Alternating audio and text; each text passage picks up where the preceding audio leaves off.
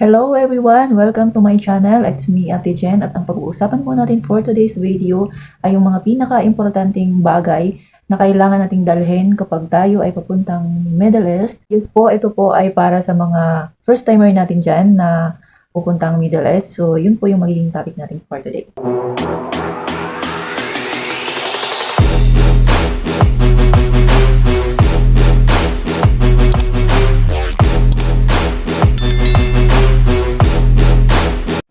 So, yun na nga, as I've said, ang pag-uusapan natin for today ay yung mga pinaka-importante na kailangan nating dalhin. So, ito po ay base sa mga naging experience ko din kasi ito sa tingin ko yung mga dapat or importante talaga kasi hindi natin alam kung pagdating natin bibigyan tayo nito sa company, sa accommodations, sa bahay, kung di each man yung magiging trabaho mo. Pero para sa akin ito ay applicable sa lahat kasi yung iba dito ay sa airport pa lang kailangan mo na siya. So, okay. So, number 1, adapter.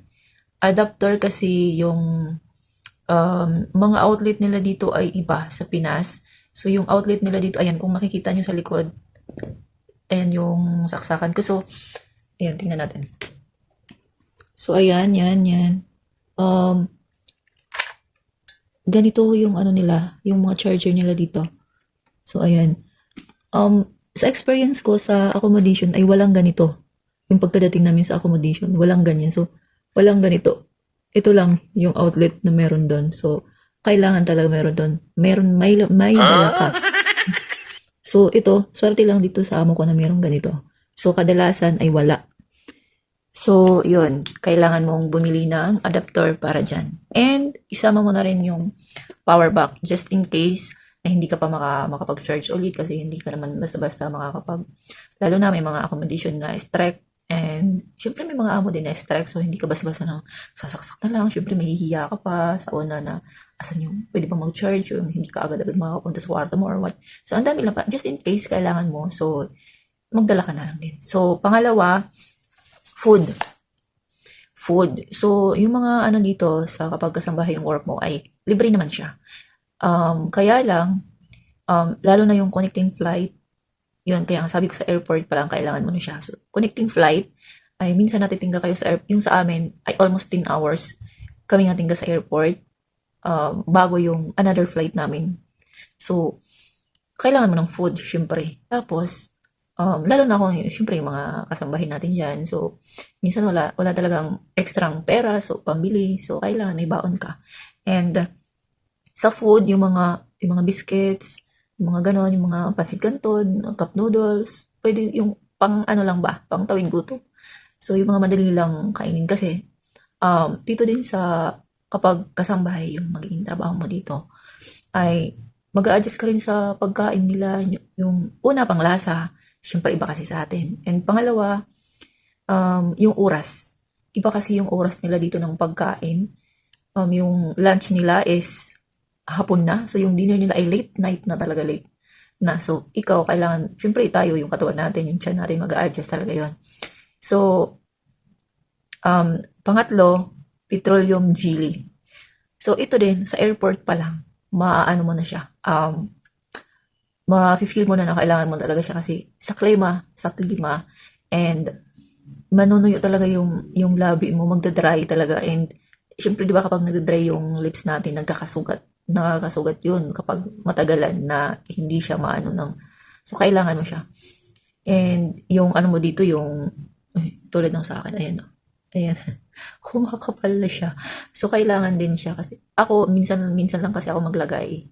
Niyan kasi nga kamay lagi naman ang hugas. And, pero sa paa, magkakrak din yung mga paa mo. So, kailangan din yun. And, minsan din kasi pagkadating mo ng accommodation, hindi ka agad kukunin or hindi ka agad ihahatid sa bahay ng amo mo. So, doon mag-stay ka din. So, kailangan, meron ka talagang dala kasi katulad nung nakasabayan ko, parang almost a week muna bago siya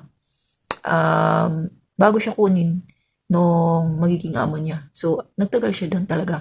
And, pag andun ka sa accommodation, maghihintay ka lang doon kung kailan yung oras ng pagkain nila. So, yun nga, as I've said, doon sa pagdala ng pagkain. So, kailangan mo talaga siya na may mahuhugot ka kapag nagugutom ka na.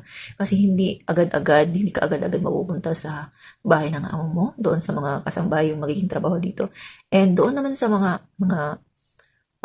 sa mga company or sa mga ibang klaseng trabaho is, syempre, month muna bago ka makasahod. So, kailangan may stock ka. So, if ever may allowance yung company nyo or may free food, ano lang yun eh, hindi yun, parang, kumbaga, hindi sapat. Kasi naranasan ko na rin yung sinasabi nilang free food, wala kang, problemahin, but doon tayo sa realidad. Kulang talaga yun. Kasi, kukunti lang yung ibibigay sa'yo and talagang oras. So, maghihintay ka ng oras talaga na kung kailan kayo kakain, kailan kayo bibigyan. So, iba kasi dito, iba sa Pinas. So, yun, kailangan ready ka. Number 4 is moisturizing lotion. Moisturizing lotion. Yes, kasi talagang dito dahil sa klima, magdadry talaga yung skin mo. So, magdala ka na ng sangkatutak na lotion dyan. Kasi, sa sa pagkasambahay, oo, may mga amo na pagdating mo meron na, pero may mga amo din na hindi ka talaga binibilhan, and may mga amo din naman na isa ka nabibili after a week, mga ganun. So, talagang sabihin mo, kung andyan ka sa Pinas, makakapaghintay naman yung yung balat mo. Pero pag andito ka na, dahil sa klima, talagang mo talaga na yung dry, parang minsan gusto mo na lang lagyan ng oil, yung cooking oil. So, yun. So, kailangan mo talaga yon. And 5th is personal hygiene. Toothbrush, toothpaste, shampoo, sabon, sa mga babae, yung napkin. Just in case lang na pagdating mo dito ay wala pang binili yung amo mo or hindi ka talaga bibilhan. Kasi sa realidad talaga dito, hindi lahat free. Hindi lahat provided nila. Yung ibang mga amo ay hindi talaga nagbibigay niyan. And yung ibang mga amo ay kulang. What I mean is, walang ganito, walang ganyan. So, ikaw na yung bibili. So, paano yun kung wala kang extra pera? So, aman pa bago ka magkaroon. Nakakaya naman kung agad-agad kang babali, di ba? So, kailangan may ready ka rin talaga. And next is winter clothes. Winter clothes, samahan nyo na rin pala ng blanket. Just in case lang na hindi kayo bigyan agad or makalimutan or whatever. And sa accommodation din kasi parang kakailanganin nyo siya. Yung blanket. So, importante din yun para sa akin. Kasi ako, alam ko sa iba din dyan, hindi nakakatulog nang wala yung kumot. Kahit hindi nyo gamitin talaga, ay basta nasa katawan nyo. Ewan ko, basta ganun ako eh. So, hindi ako nakakatulog nang walang kumot. So, nagdala ako ng kumot. Actually, may provided yung amo ko ng kumot. Pero may dala. Yung ganito lang, manipis lang siya. Para lang, just in case lang na kailanganin mo. So, nilagay ko lang siya sa hand carry and nagamit ko din siya sa airport while nagtatampay kami. And doon sa winter clothes, kasi nga sobrang lamig dito kapag winter. So, kailangan nyo siya jacket, yung makapal na damit, and medyas, yung makapal na medyas. So, yun. Kailangan mo rin siya. And nail care kit. Siguro ito para sa mga babae. Kasi most naman yung mga kasabay babae. So, nail care kit kasi, sa experience ko, sobrang sakit ng yung matagal na hindi nakakat yung sigilid ng kuko mo. And talaga dito kasi, talagang kakapal yung dry skin mo dahil sa klema. So, kakapal yung dry skin mo, sasakit yung mga gilid ng mga kuko mo. So, kailangan mo siyang ikat. So, hindi siya, and hindi mo naman alam kung pwede ka pang gumamit ng nail cutter nila, ng nipper nila. So, yun, kailangan mo talaga siyang, kailangan mong matuto mag-cut dito ng kuko mo at ng dry skin mo kasi talagang magkakaroon ka ng dry skin. And next is tumbler. Para sa akin, sobrang importante siya kasi dito kasi palagi kang inom ng tubig eh. So, kailangan may dala-dala ka. Ano man yung work mo, DH ka man, on-call cleaner ka man, lahat-lahat. Ano man yung work mo, kailangan mo ng tubig palagi. So, kung palagi ka nang umiinom ng tubig sa Pinas, dito mas lalong kailangan mo pang uminom ng tubig madalas. Kasi manunuyo talaga yung lalamunan mo dito. Naalala ko itong pagkadating namin sa accommodation. So, nakita ko talaga yung kasamahan ko na sabi, pwede ba makainom ng tubig? So, kasi nanunuyot na talaga. Mararamdaman mo talaga nanunuyot na talaga siya.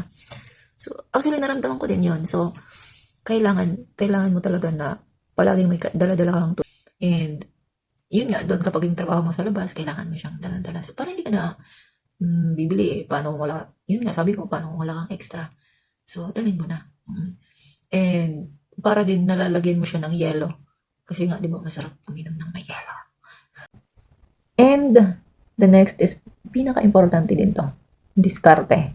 Yes, diskarte. Diskarte sa pagkain, diskarte sa trabaho, sa pagkain para hindi ka magutom, sa trabaho para hindi ka masyadong mapagod.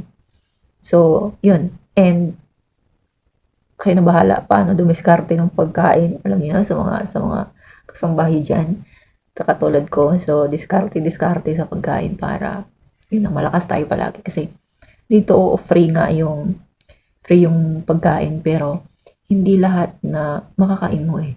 So, may mga bawal. So, and limited lang din yung mga makakain mo. Katulad ako, hindi naman masyadong yung amo ko, hindi naman masyadong strict. Pero, yun nga yung pagkain lang dito ay kanin, ulam, at saka tinapay, and kape. Yun lang. Wala nang iba.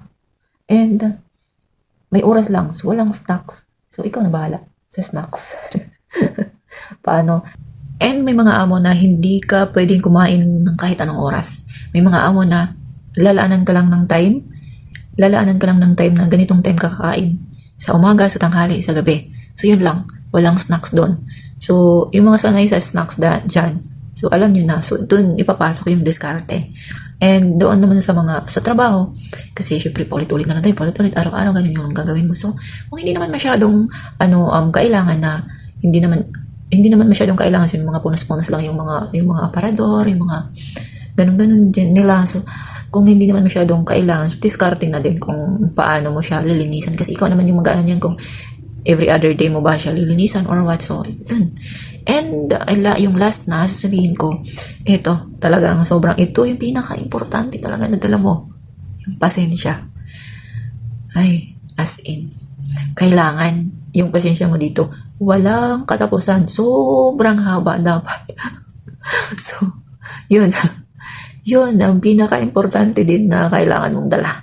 Kasi minsan, siguro parang tayo din, minsan may topak, yung mga nakakasama natin, yung amo natin, and doon sa magkakaroon ng kasama, ng kasambahay din sa bahay. So, kailangan nyo rin ng pasensya sa isa't isa, pasensya sa mga amo nyo, sa mga alaga nyo, sa lahat. So, yun. And yun lang po muna. And kung may hindi man ako nasabi na sa tingin nyo, pinaka-importante talaga. So, kasi kung sa pwede lang, marami namang pwede. So, dun muna tayo sa mga pinaka-importante na kailangan dalhin. So, kung may nakaligtaan man ako or may hindi pa man ako nasabi, so pwede nyo pong i-comment para malaman din po ng iba na mga kapanood at mga kabasa. So, yun lang muna. Salamat. Bye!